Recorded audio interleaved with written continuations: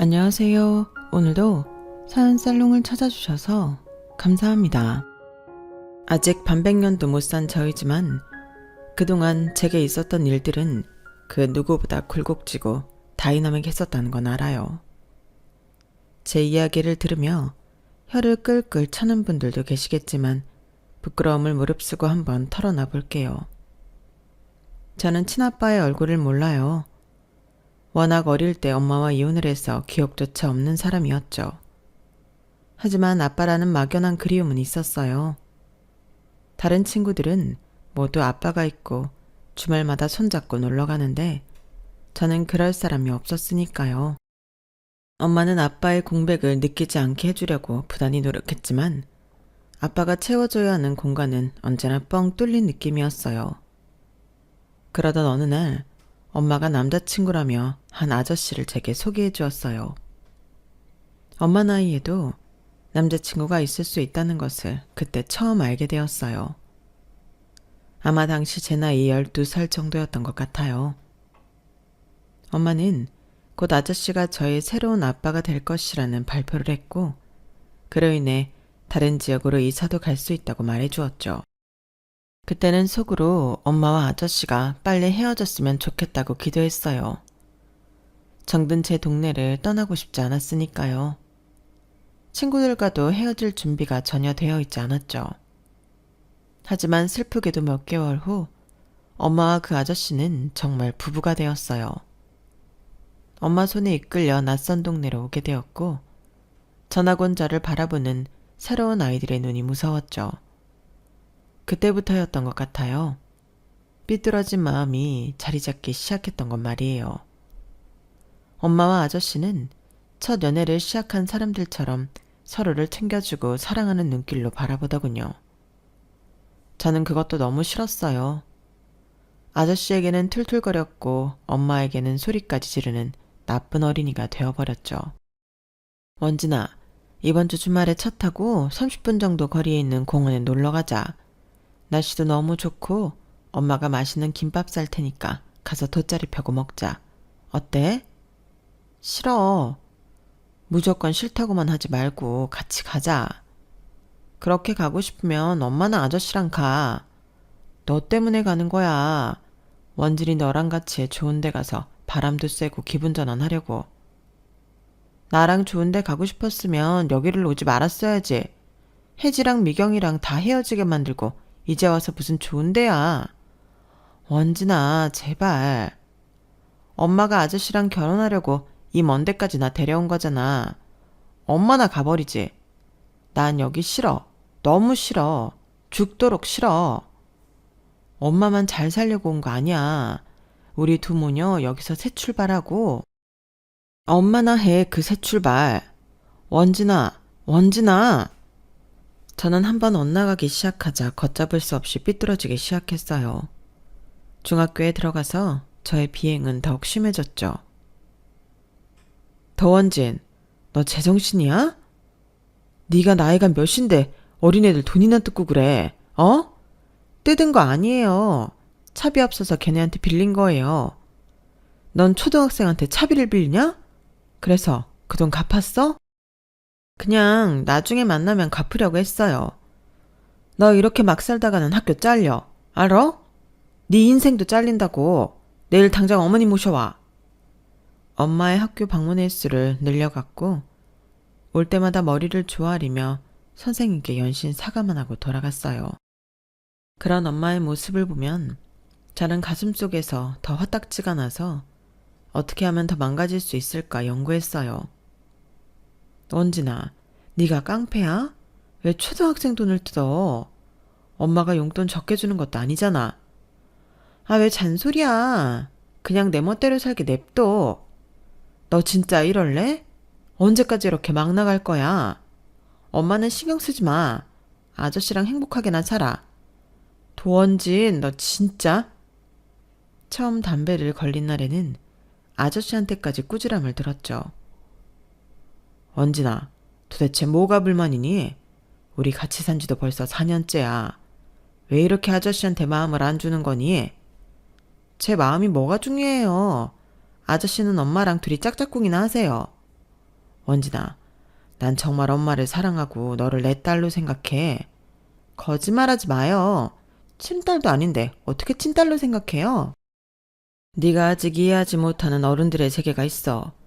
나는 정말 너랑 잘 지내고 싶고 누구보다 따뜻한 아빠가 되어주고 싶어. 고난이 닥치면 다 막아주는 든든한 아빠도 되고 싶고. 제발 아저씨한테 마음을 좀 열어주면 안 될까, 원진아? 엄마와 아저씨의 간곡한 부탁에도 저는 하루가 다르게 속을 썩이는 못난 딸이 되어가고 있었어요. 하지만 제가 이만큼 나쁜 짓을 하면 엄마랑 아저씨가 날 버리겠지 했을 때도 저를 포기하지 않았어요. 저의 비행은 그때 멈췄어야 했어요. 18살이 된 저는 당시 같이 어울리던 남자애를 만나고 있었는데 덜컥 임신을 해버리고 만 거예요. 아이가 제 뱃속에 있어도 그게 얼마나 중요하고 대단한 건지 저희는 아무것도 모르고 있었어요. 아씨야, 박경원, 나 임신했다고 어쩔 거냐고. 진짜 맞아? 개 웃기네. 임신할 줄 누가 알았나? 장난치지 말고 배불러서 학교를 어떻게 다녀? 학교 그만두면 되지. 야, 네가 그만두는 거 아니라고 막말하냐? 아이, 도원진, 내가 애 아빠잖아. 내가 책임지면 되잖아. 뭘 이렇게 성질을 부려. 여기 담배 한 대 피고 술 한 잔 털어 넣으면서 흥분을 좀 가라앉혀봐. 어? 남자친구도 철이 너무 없어 사태의 심각성을 모르고 있었죠. 진짜 나 책임질 거야? 그렇다니까. 어떻게 책임질 건데? 뭐 어떻게든 되겠지. 술이나 한잔 우선 마시라니까. 같이 놀던 친구들 역시 제 임신 소식에 낄낄거리기 바빴고 진지함이 조금도 없던 남자친구의 책임지겠다는 말에 철없이 시간만 보내버리고 말았어요. 결국 골든타임을 놓쳤고 배는 점점 불러와 교복이 더 이상 맞지 않자 엄마가 눈치를 채게 되었어요. 원진아, 너 요즘 왜 그렇게 배만 나오니? 살 찐 거야? 살 찔 수 있지 뭐가. 너 엄마한테 솔직히 말해봐. 도대체 무슨 일이야? 아, 뭐가? 왜 교복이 맞지 않을 정도로 배가 이렇게 나오는 거냐고? 저는 엄마 손에 이끌려 산부인과에 갔어요. 6개월이 다 되어가네요. 네? 6개월이요? 성별도 다 나왔어요. 여자아이예요. 세상에, 원진이 너 이 지경이 될 때까지 왜 아무 말도 안 했어? 엄마한테 얘기를 했어야 될 거 아니야? 말했으면 엄마가 어떻게 했을 건데? 내 인생이야, 참견하지 마. 넌 내 딸이야. 어떻게 참견을 하네. 아이를 갖는다는 게 얼마나 힘들고 어려운 일인지 알아? 왜 이렇게 될 때까지 말을 안 했어? 엄마는 그날 제 앞에서 통곡을 하며 울었고 저는 그때까지도 엄마가 쇼를 한다고 생각해 팔짱만 끼고 앉아 있었어요. 그날 저녁 엄마는 삼계탕을 끓여놓고 아저씨와 함께 식탁에 둘러앉았어요. 원진아, 얘기 들었다. 너를 비난할 생각 추호도 없다. 하지만 미리 우리에게 알려줬다면 너 혼자 이렇게 배만 키우고 있지 않았을 거 아니니? 어? 말했으면 애 지우라고 했을 거 아니에요. 뭐? 아니다. 절대 아니야. 내가 아저씨 말 어떻게 믿어요? 내가 하는 짓들은 다 병신같이 바라보면서 임신했다고 하면 당장 데려가서 수술이나 시키려고 했을 거 아니에요. 착한 척하지 마요. 도원진! 김이 모락모락 나는 삼계탕에는 손도 대지 않고 아저씨는 화가 나 집을 나갔고 엄마는 절망스럽게 고개를 떨구고 있었어요. 우선 먹어. 뭐? 그동안 너 집에서 밥 먹은 적 거의 없잖아. 엄마가 먹은 게 다 애기한테 가는 거야. 지금부터라도 영양가 있는 거 챙겨 먹어. 먹고 싶은 거 있으면 다 말하고. 그 와중에도 엄마는 제 앞으로 삼계탕과 반찬들을 밀어주며 안쓰러운 눈으로 저를 바라보았어요. 내일 그 남자의 집이랑 만나보자. 그 집 부모님은 어떻게 생각하시는지 얘기 좀 들어보자. 며칠 후 저는 엄마와 남자친구 그리고 그의 엄마 넷이 한자리에 있게 되었어요.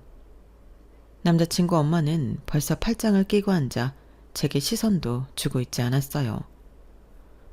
이런 일로 뵙게 돼서 송구스럽습니다. 어쨌든 이미 벌어진 일이고 어떻게 하면 좋을지 말씀을 좀 들어보고 싶습니다. 도대체 딸 간수를 어떻게 하면 배가 저렇게 될 때까지 모르고 있어요?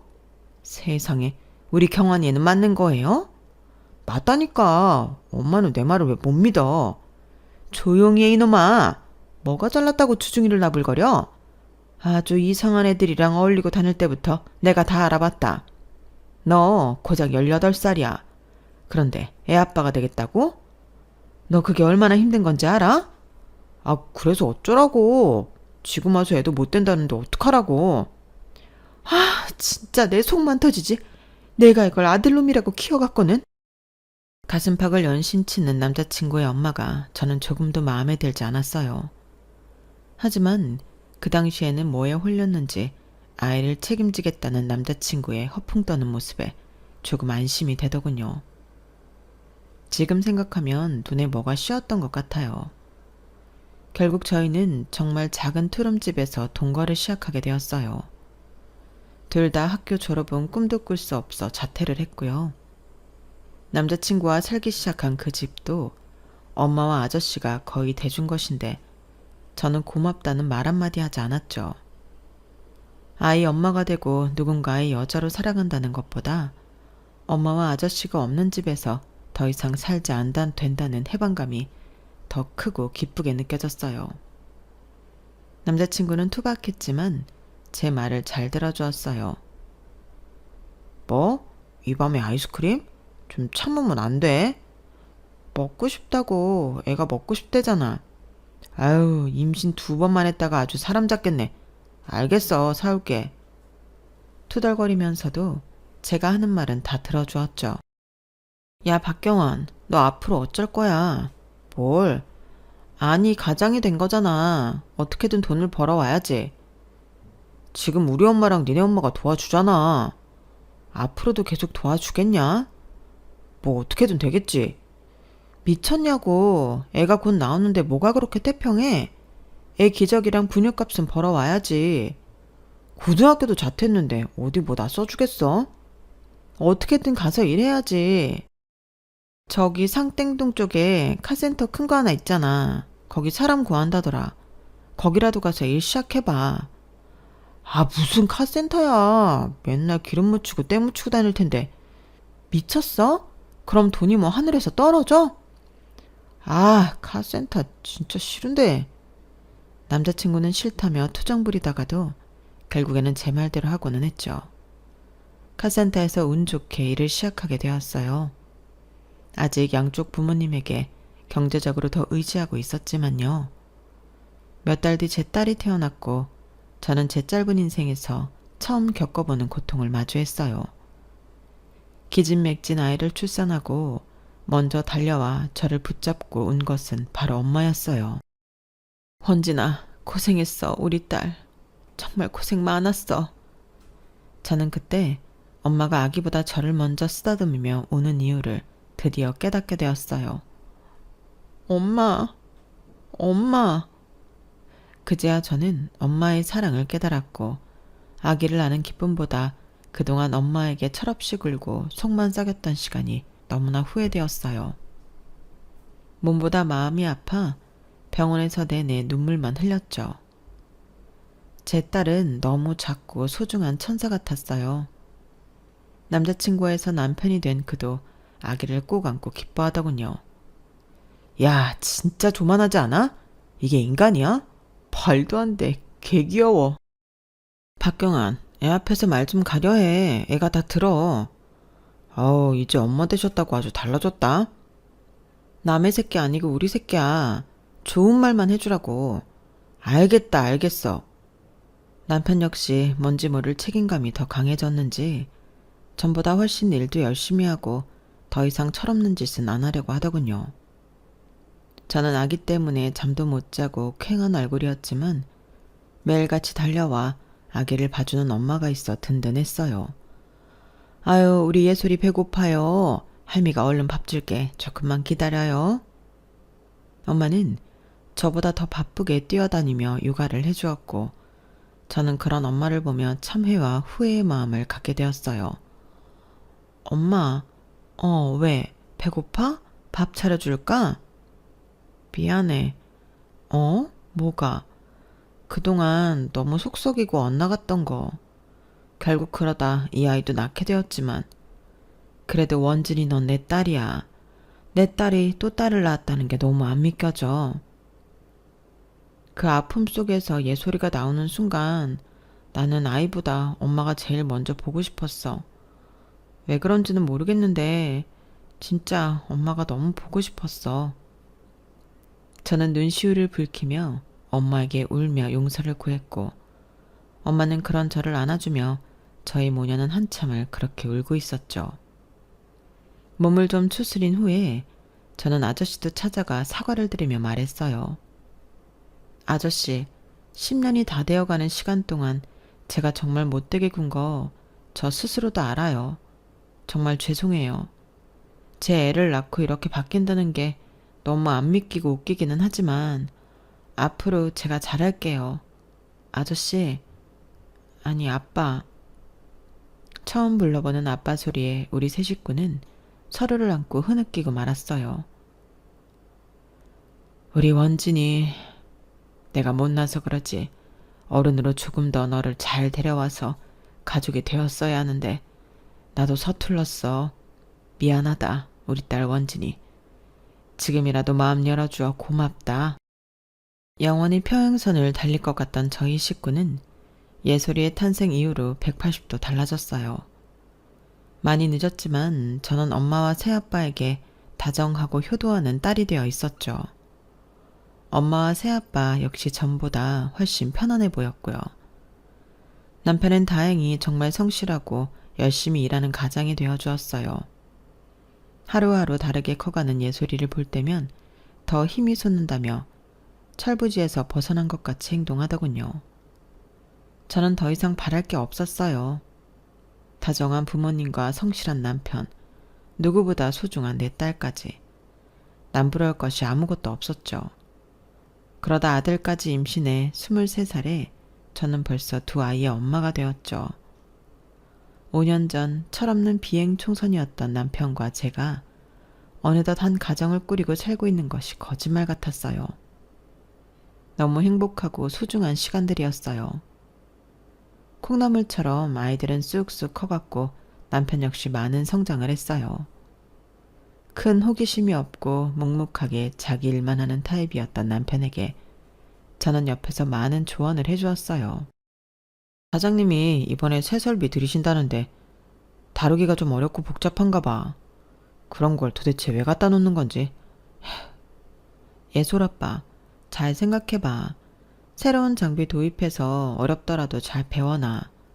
그걸 다룰 줄 아는 사람이 몇 없으면 자기 기술 가치가 더 올라가는 거잖아. 긍정적으로 생각해. 그런가? 다행히 남편은 제가 권하는 것은 망설이지 않고 다 잘 듣는 편이었고 덕분에 카센터에서도 가장 역량 높은 직원으로 손꼽히는 것 같았어요. 철부지 남자친구였던 그가 정말 성실한 가장으로 변해가는 모습이 놀라웠죠. 몇 년 뒤 사장님이 개인 사정으로 카센터를 접고 다른 지역으로 가게 되었는데 제가 남편에게 그곳을 인수해서 사업을 키워보자고 독려했어요. 남편은 살짝 두려워했지만 결국 밀고 나가기로 했죠. 초반에 가게 인수 때문에 이리저리 돈을 빌려야 해서 조금 힘들었지만 남편은 곧 모든 것을 제자리에 돌려놓더군요. 카센터를 인수한 지 8년 만에 모든 빚을 갚고 옆에 있던 3층짜리 건물까지 매수할 생각까지 하고 있었죠. 당시 저와 남편 모두 30대 초반의 나이였고 남편은 점점 성공한 사장님 소리를 들으며 어깨에 힘을 주고 다니게 되었어요.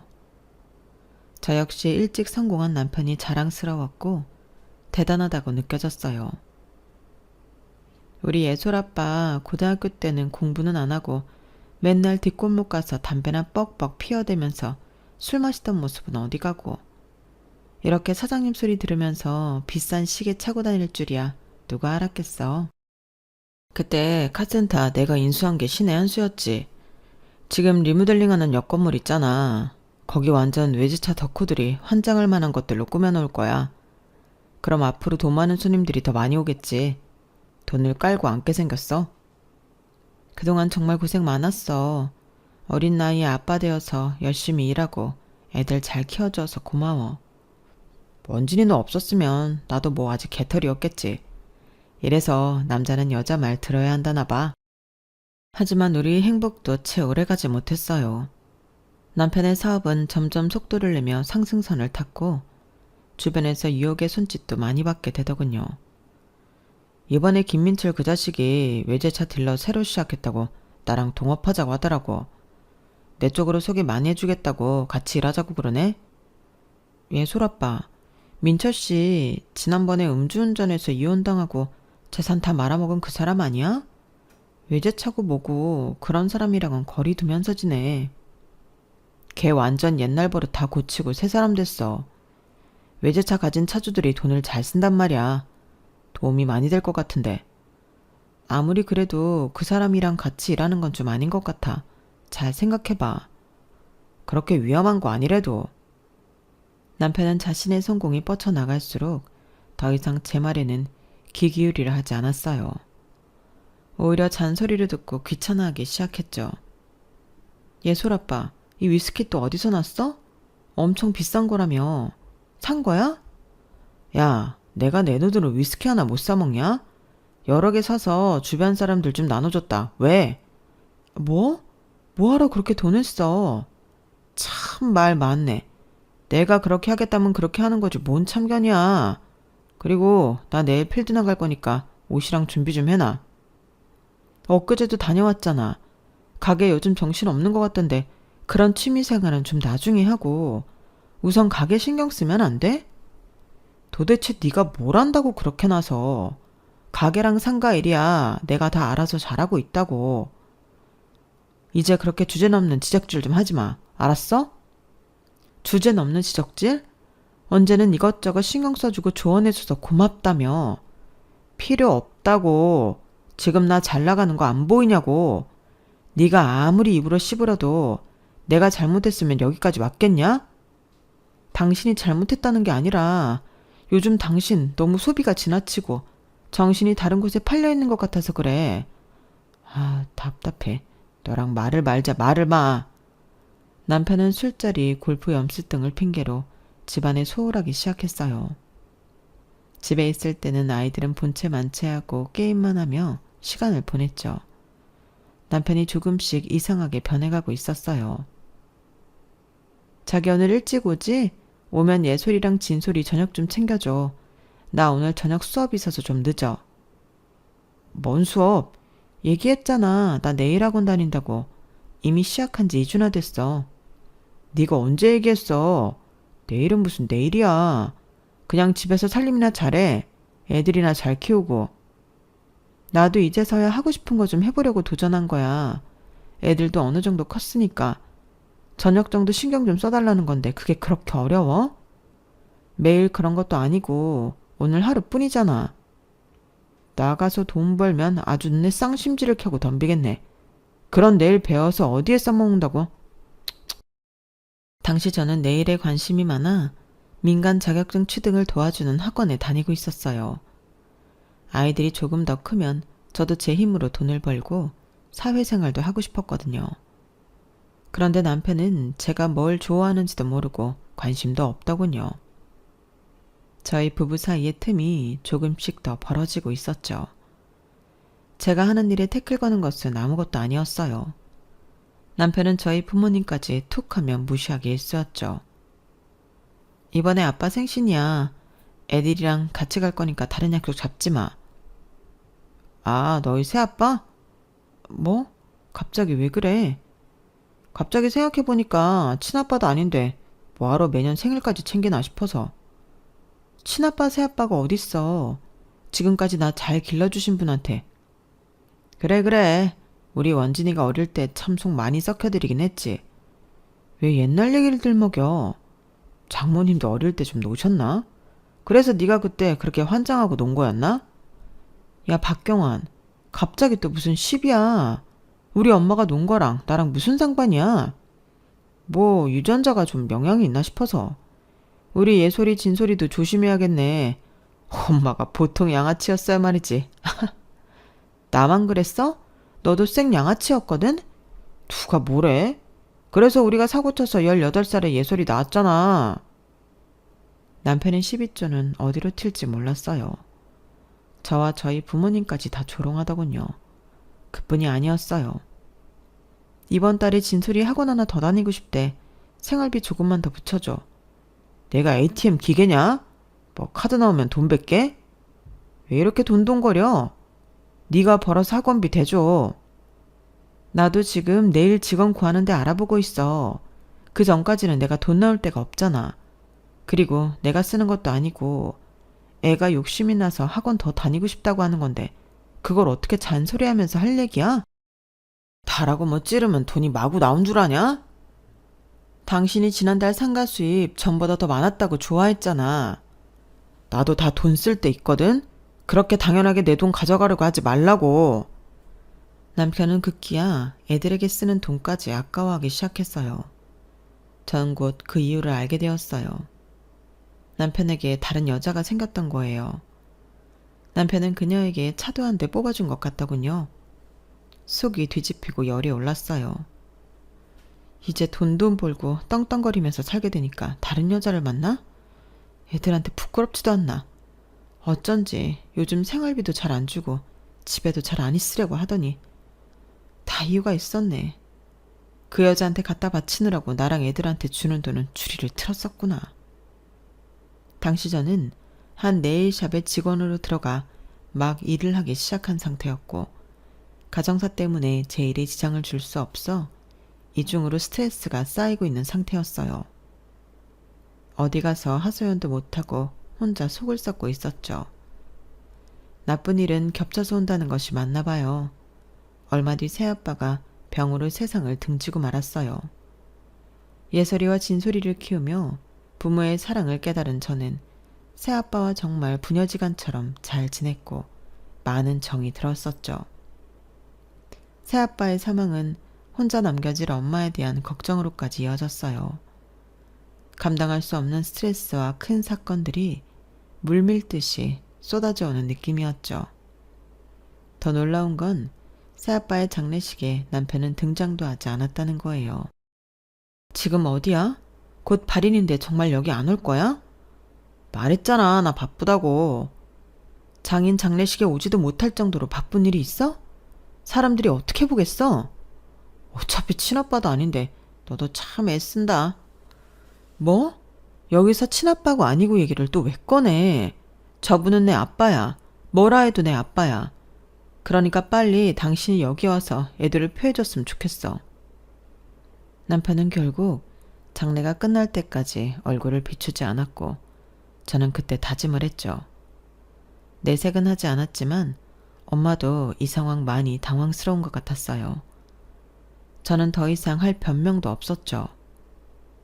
엄마, 예솔 오빠 지금 다른 여자 있어. 돈 잘 벌고 잘 나가니까 지금 제정신 아니야. 사치도 어마무시하게 하고 게임머니, 주식 투자, 코인까지 위험한 건 다 하고 살아. 내가 아무리 말려도 자기 돈 잘 번다면서 이제 내 말 귓등으로도 안 들으려고. 이번에 아빠 장례식에 안 온 것도 일부러 안 온 게 틀림없어. 아무래도 나 애아빠랑 헤어져야 할 것 같아. 아, 그렇게 착하고 성실하던 박서방이 왜 그렇게 된 거니? 모르겠어. 그런데 결론은 변했어, 그 사람. 그것도 완전히 다른 사람으로. 애들 때문에 아주 조금 더 참아볼까 하면서 살았는데 이제는 더 이상 안 되겠어. 얼마 되진 않았지만 나도 네일샵에서 일 시작했고 애들도 다 커서 괜찮아. 나 이혼할게. 엄마는 아빠의 장례 이후 갑자기 닥친 제 이혼 이야기까지 심란하고 답답한 모습을 숨기지 못하였어요. 하지만 당사자인 제가 더 힘들 것을 알기에 묵묵히 저를 응원해 줄 뿐이었죠. 딸과 아들을 앉혀놓고도 이야기했어요. 사정을 다 말하고 나니 아이들은 쿨한 태도로 오히려 제게 말하더군요. 하세요, 이혼. 우리도 엄마 혼자 힘들어했던 거 다 알아요. 아빠가 다른 여자 만나는 것도 알고 있었어요. 맞아요. 아빠는 이제 우리한테 관심도 없잖아요. 외할아버지 장례식에는 오지도 않고 외할머니 무시하는 말투까지 저희도 다 느끼고 있었어요. 저희는 엄마 편이에요. 너무 미안하고 엄마가 할 말이 없어. 좋은 어른의 모습을 보여줬어야 하는데 너희한테 가장 미안해. 엄마가 아빠랑 이혼하고 너희가 엄마랑 살면 지금처럼 이런 생활 누리기는 좀 어려울 거야. 그래도 괜찮니? 괜찮아요. 이런 거 다 필요 없어요. 고맙게도 아이들 역시 제 편에 서주었고 남편과 순조롭게 이혼하는 일만 남게 되었죠. 저는 한 달 넘게 이것저것 많이 알아보고 다녔어요. 무조건 아무 생각 없이 그 집에서 나오면 저뿐만 아니라 아이들까지 고생할 것이 뻔했죠. 저희 셋과 엄마까지 4명이 살 수 있는 집도 알아보고 네일샵 일도 더 열심히 해서 페이를 올릴 수 있는 방법도 알아보았어요. 알아만 본다고 해결되는 것은 없지만 유비무환이라고 조금 든든한 마음이 생기더군요. 며칠 뒤 엄마의 72번째 생일이 돌아오는 날이었어요. 우연찮게도 저희 엄마와 시어머니의 생신이 같은 날이었고 그동안 엄마의 생신은 항상 뒷전이었던 느낌이라 죄스러운 마음이었죠. 이제는 누구보다 엄마의 생신을 먼저 챙길 수 있게 된 것이 기뻤어요. 엄마가 좋아하는 잡채와 떡갈비를 만들어 담아갈 그릇에 담고 있을 때였어요. 도어락 소리가 들리더니 눈에 힘이 풀리도록 취한 남편이 양손에 무언가를 무겁게 들고 나타났어요. 집에 있었네. 내가 그럼 집에 있지 어딨어. 야, 이거 받아. 이게 뭐야? 저기, 뭐지? 저기, 너희 어머니 생일이잖아. 그치? 내가 그래서 케이크 좀 사왔지. 뭐? 저는 솔직히 내심 좀 놀랬어요. 남편은 우리 엄마의 생신에 이렇게 서프라이즈로 무언가를 사온 적이 없거든요. 잠시 남편에 대한 제 마음이 흔들리더군요. 케이크를 제게 건넨 남편은 신발을 벗고 거실에 명품 브랜드 쇼핑백을 힘없이 내려놓았어요. 이게 뭐야? 이것도 엄마 선물이야? 남편은 얼마나 취했는지 제 말을 듣지도 못하고 윗도리를 억지로 벗으려 하더군요. 이게 무슨 쇼핑백이야? 이거 엄청 비싼 거잖아. 야, 손대지 마. 뭐? 이거 네 거 아니야. 니네 어머니 것도 아니고. 그럼 누구 건데? 우리 엄마. 뭐라고? 지금 장모님한테는 다 흐트러진 케이크 갖다 주라고 그러고 당신 엄마한테는 이 비싼 백을 선물로 준다고? 돈은 내가 벌지 네가 버냐? 그리고 부모도 급에 맞게 선물을 받아야지. 우리 엄마랑 니네 엄마랑 같냐? 혀가 꼬부라지다 못해 말려 들어가는 발음으로 남편은 못된 말을 내뱉더군요. 급? 박경환, 네가 언제부터 급 따졌어? 그래서 우리 집은 너랑 급이 안 맞는다? 참나, 돈 잘 벌고 다들 네 앞에서 굽신거리니까 평생 잘 나갈 것 같아? 앞으로 너 혼자 잘해봐라. 난 애들이랑 이 집에서 나갈게. 이혼해. 이혼? 누가 무섭대. 해라 해 이혼. 나 너 말고도 나 좋다는 여자애들이 줄을 섰어. 걔네한테 줄 돈은 있어도 도원진, 내가 너한테 줄 돈은 없다. 알몸으로 나가. 술에 취해 너무 흔들어서 형체도 알아보기 힘든 케이크를 그에게 던지고 저는 짐을 챙겨 나왔어요. 남편은 그 상태로 잠이 들었는지 나중에 아이들이 나올 때까지 거실에 엎어져 자고 있었다고 하더군요. 그게 그 사람과 마지막이었어요. 이혼은 순탄치 않았지만 제가 아이 둘을 다 데리고 간다는 조건에 한 달의 일정 양육비를 받기로 했죠. 이혼이 결정난 후에도 그 사람은 제게 손깍질을 하며 못난 말만 하고 끝내더군요. 애들 성인 될 날 얼마 안 남았다. 양육비도 그때까지만이야. 알겠어? 애들 크면 이제 한 푼도 너한테 돈 보내는 일은 없을 거다. 저는 전에 미리 봐두었던 작은 집에 엄마까지 모시고 와서 아이들과 함께 살기 시작했어요. 아이들에게 좋은 환경을 제공해주지 못해 죄책감이 들었지만 저런 아빠 밑에서 크는 것보다는 훨씬 나을 거라 다독이며 앞으로 살 것에 대해 더 고민을 하게 되었어요. 새 집으로 이사 온 지 6개월이 지났고 다행히 착한 제 아이들은 잘 적응해 주었어요. 이제부터는 제가 가장이 되었다는 책임감에 네일샵에서는 굳은 일 마다하지 않고 했고, 이런저를 잘 봐주신 사장님과 사이도 좋았죠. 어느 날 엄마가 저를 불러 조용히 통장 하나를 내밀었어요. 엄마, 이게 뭐야? 돈이야. 어? 무슨 돈? 저는 통장을 열어보고 제 눈을 몇 번이나 씻어가며 액수를 세보았어요. 1, 10, 100, 1000만, 10만, 100만, 1000만, 억, 10억, 15억? 엄마, 15억이 맞아? 지금 내가 잘못 본 거 아니지? 15억 맞아. 이렇게 큰 돈이 어디서 났어? 이거 다 넣어주려고. 뭐? 15억을? 왜? 아니, 이 돈 어디서 나온 거야? 어? 엄마는 흥분한 저를 다독이며 차근차근 이야기해 주었어요.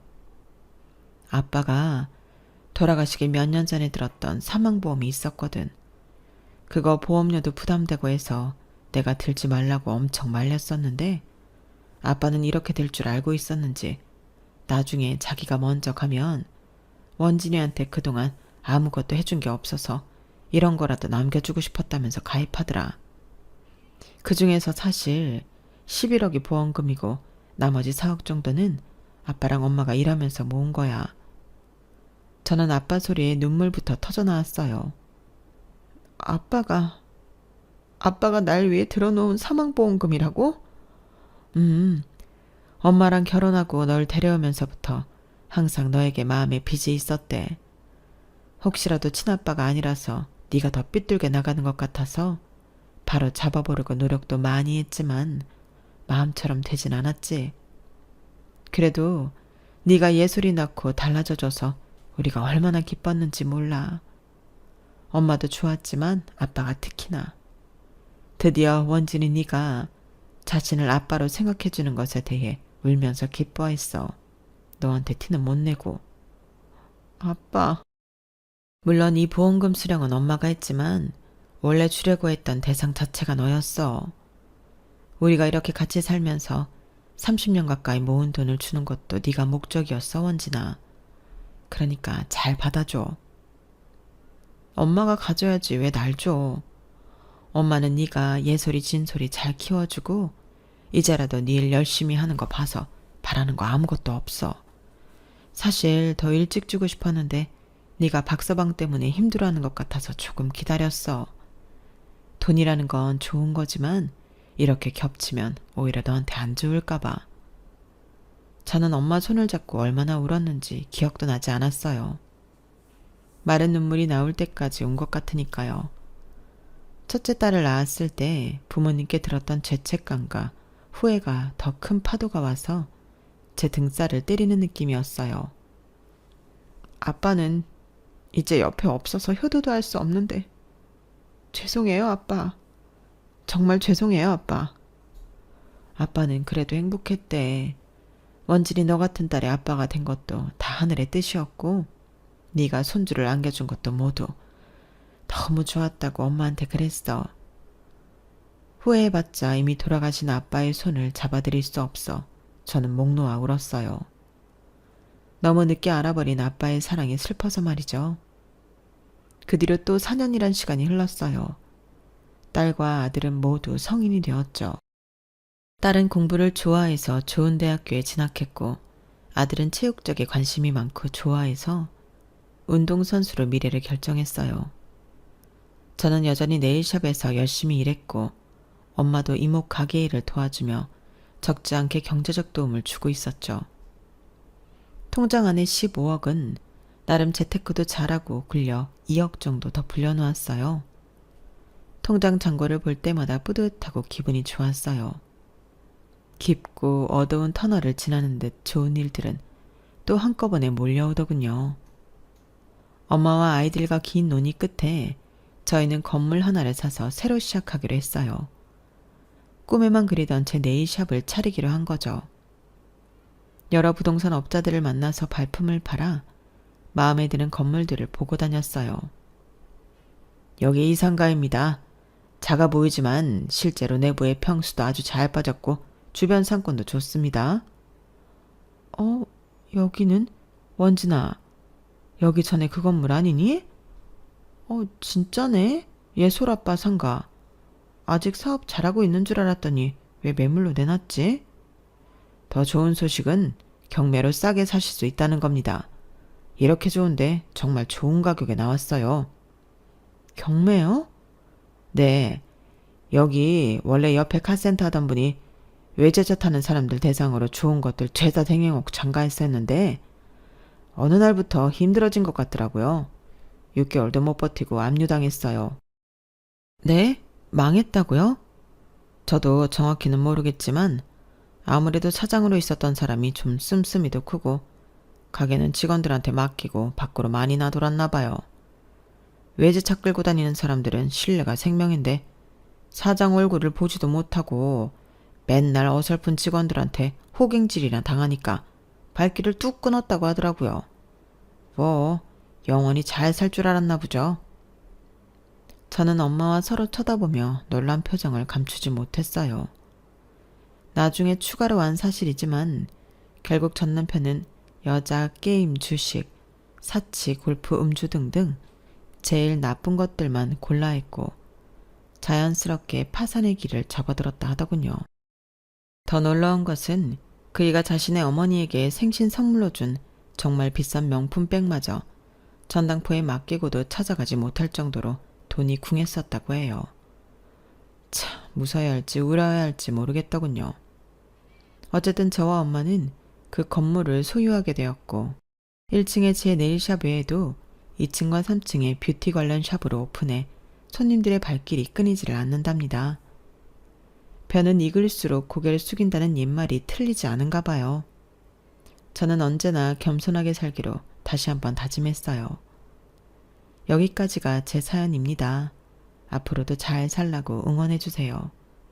여러분도 항상 건강하시고 부자 되시고요. 여러분의 사연에 댓글에 응원과 현명한 조언 부탁드려요. 좋아요와 구독은 저에게 큰 힘이 됩니다. 오늘도 좋은 일 가득하세요.